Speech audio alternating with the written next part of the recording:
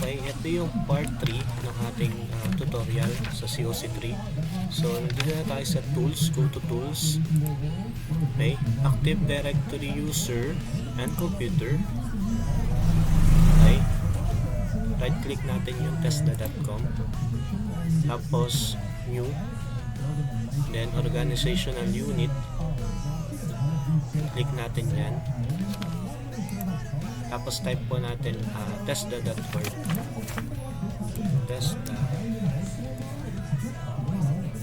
Testa.org na lang. Testa. Click OK. Okay. Testa.org. And then sa Testa folder, right click natin and then new. Tapos group. Lagyan natin yung group na. Tapos po, sa group name, example, Testa group. Lagyan natin Testa group. Lagyan natin Testa group. Tapos po, domain local, yung lalagyan natin. And then, okay. Ito na po siya, no? Tapos ngayon, mag-a-add na po tayo ng dalawang user. For example, dalawang user lang ilalagay natin. Click natin to, create a new user in the current container. Okay? Lagay po natin, halimbawa, lagay ko dito is Gia.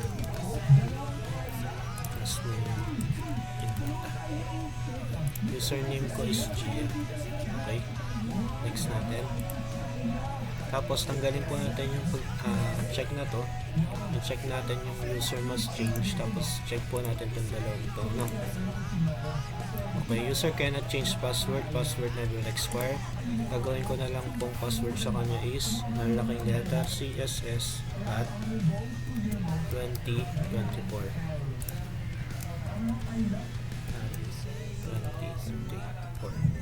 Then click next, then finish. Okay, may isa na tayong user, no? Tapos gawa pa tayong isa. Okay, ganun po ulit yung procedure.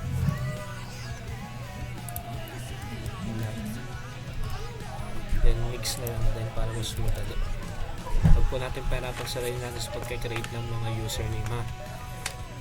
Next, magaling natin yung box. Uncheck natin. Then yung dalawa sa baba, i-check natin. Lagay natin ulit CSS at 2024. CSS at 2024. Next, then finish. So meron na po tayong dalawa. Okay? Meron na po tayong dalawang username. Right click natin yung unang username na ginawa natin. Ito po yun. Right click. Then choose add to the group. Add to the group. Okay. Select group. Ito na po yun. Select group. Check names tayo, no? Ginat sa check names is Testa group. Testa group. Check names natin. Ayan, check names. Click OK. Add na po natin, no? Ito po, the add to the group operation was successfully completed. Click OK. Okay, ganun din po yung second user. Okay, right click, add to the group.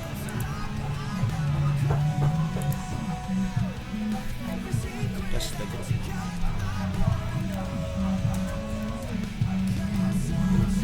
Check names.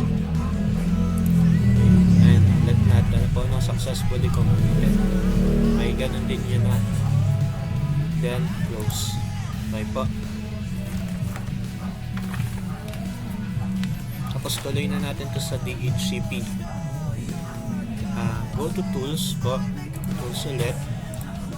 And then DHCP. Click natin DHCP. Arrow down natin yung sa IPv4. Okay. Arrow down. Right click po natin, use scope, then next, Okay, bigay po natin Tesla scope. Tesla scope. Click X. Okay, yung sa start ng IP natin is yung default gateway 192.168.0.1. So ang atin pong end IP, kung gusto po natin maglagay ng mas maraming user, pwede po yun ha, pero dapat po same sila ng first, second, and third octet. Okay, 192.168.0. Halimbawa 20 yung gusto ko, so 20 lalagay ko, no? Dapat po same sila dito, yung fourth octet po yung hindi. Okay, then click next. Meron po ditong start ng IP po, dito tayo mag-exclude ng IP. So ang start natin is sa gateway ulit 192.168.0.1. lalagay ko na lang po dun sa end IP nya is 192.168.0.5. Okay, then add. Click po yung next, and then next ulit, tapos click natin ulit yung next, and sa IP natin add natin yung IP address ng router natin dito. Okay, 192.168.0.1. okay, yan po yung default router gateway. Next, tapos sa server name, yung parent domain, copy natin. Ito po yung parent domain, copy. Higyan natin sa server name is, then resolve. Pagka po parehas to sa IP address at saka po dito sa kalagay sa baba, okay, okay na po yan, tama siya, no? Pagka ganun.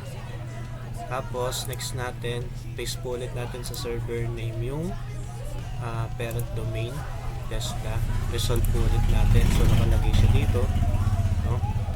Add po muna natin siya. Ayan. Tapos click next. Okay, good. Finish ulit. Ayan, finish na po.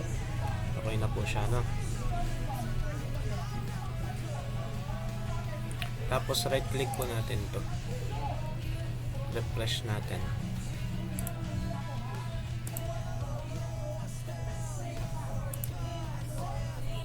Dapat po mag-green yung IPv4 natin.